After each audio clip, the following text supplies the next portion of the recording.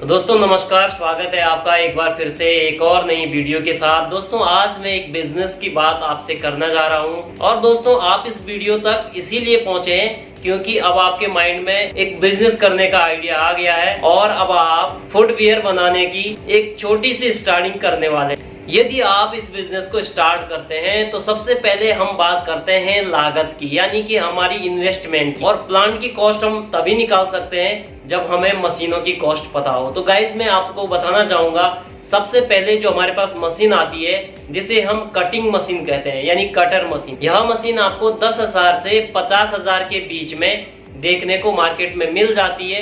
अब आपको अपने क्षमता के अनुसार, अपनी इन्वेस्टमेंट के अनुसार इस मशीन को चूज करना होगा, जो कि जितनी सस्ती मशीन होगी उसमें आपको हार्ड वर्क ज्यादा करना पड़ेगा और उस मशीन की एक वीकनेस होती है, उससे आपका प्रोडक्शन भी कम निकलेगा। यदि आप ज्यादा बजट की मशीन लोगे तो उसमें आपको एक बेनिफिट होता है कि आपकी मशीन इलेक्ट्रॉनिक के कारण फास्ट काम करेगी और आपकी मेहनत भी कम लगेगी और उसमें आपका प्रोडक्शन यानी कि उसकी जो क्षमता होगी वो ज्यादा बनाएगी, माल को ज्यादा बनाएगी compare to non electronic machine. तो हेलो दोस्तों नमस्कार, स्वागत है आपका मोबाइल हीरो यूट्यूब चैनल में। मैं हूं आपका दोस्त होस्ट सुरेश सिंह राणा और आप देख रहे हैं मोबाइल हीरो यूट्यूब चैनल। इस वीडियो से रिलेटिव आपके माइंड में कोई भी क्वेश्चन हो हमें कमेंट में जरूर लिखिएगा, हम आपको रिप्लाई 100% करते हैं और जल्द से जल्द भी करते हैं यदि आपने हमारा चैनल सब्सक्राइब किया होगा। चलिए दोस्तों वीडियो को कंटिन्यू करते हैं। सेकंड बात आती है दोस्तों, जब आपके फुटवियर कट हो जाते हैं उसके बाद ग्राइंडर करने की, यानी कि उनको साइड से जो उसके डीप होते हैं उन्हें सॉफ्ट करने की।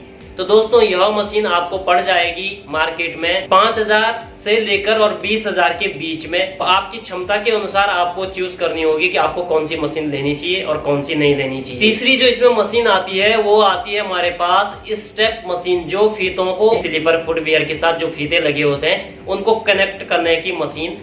उस मशीन की प्राइस की बात करूं तो ये भी लगभग नॉन इलेक्ट्रिकल भी आती है और इलेक्ट्रिकल भी आती है। प्राइस की बात करो दोस्तों तो ये 5,000 से 20-25,000 के अंदर आपको मार्केट में देखने को मिल जाती है। दोस्तों इन पूरे खर्चों को लगभग यदि हम 1 लाख के अंदर आपका एक प्लांट लग सकता है, 50,000 में भी लग सकता है यदि आप पूरी मशीन कम प्राइस की लेते हैं। तो फिर भी अगर आप ठीक ठाक मशीन लेते हैं तो लगभग आपका 1 लाख में ये प्लांट आपको रेडी देखने को मिल जाता है। अब आपको वर्कर कितने चाहिए होंगे?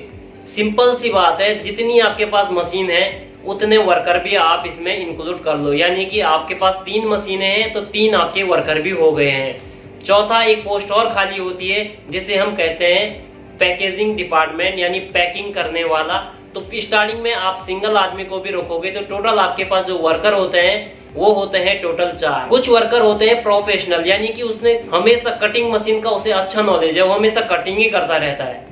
लेकिन आपका बिजनेस अभी स्टार्ट है तो आप 4-4 वर्कर को तो स्टार्टिंग में नहीं रख पाओगे। कुछ वर्क आप खुद भी करोगे, ये मुझे पूरा उम्मीद है, पूरा विश्वास है। क्योंकि बिजनेस में सक्सेस सिर्फ मशीनें लगाने से नहीं, अपने हार्ड वर्क से भी होता है। आपको स्टार्टिंग में रखने होंगे ऑलराउंडर वर्कर।